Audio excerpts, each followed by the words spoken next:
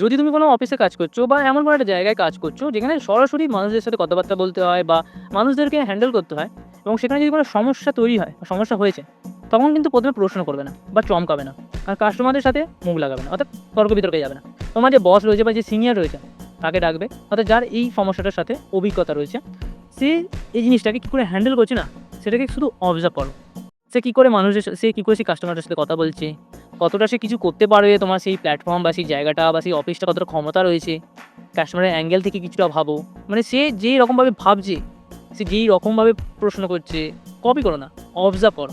সে কী করে বুঝছে ব্যাপারটা অন্য অ্যাঙ্গেল থেকে দাও। বোকার মতন না, একটা দর্শকের মতন ব্যাপারটাকে শুধু দেখতে থাকো। কিচ্ছু বলার দরকার নেই। ব্যাপারটা যতটা তোমার বড় মনে হচ্ছিল, ততটাই ছোট। তার কারণ সেই জিনিসটা তোমার কাছে বড় মনে হচ্ছিল।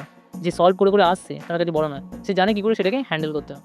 এবং এই যে অভিজ্ঞতাটা তোমার হবে না, এবং এরকম যখন বারবার অভিজ্ঞতা হতে থাকবে, একটা সময়ের পরে তুমিও এইরকমভাবে সমস্যাটাকে সমাধান করতে পারবে।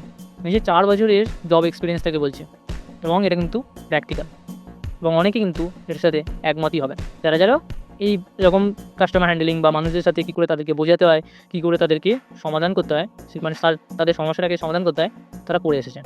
ধন্যবাদ। তোমার যদি কোনো অভিজ্ঞতা হয়ে থাকে কমেন্ট করতে পারো, আর লাইক করতে পারো, আর নতুন হলে সাবস্ক্রাইব করতে পারো।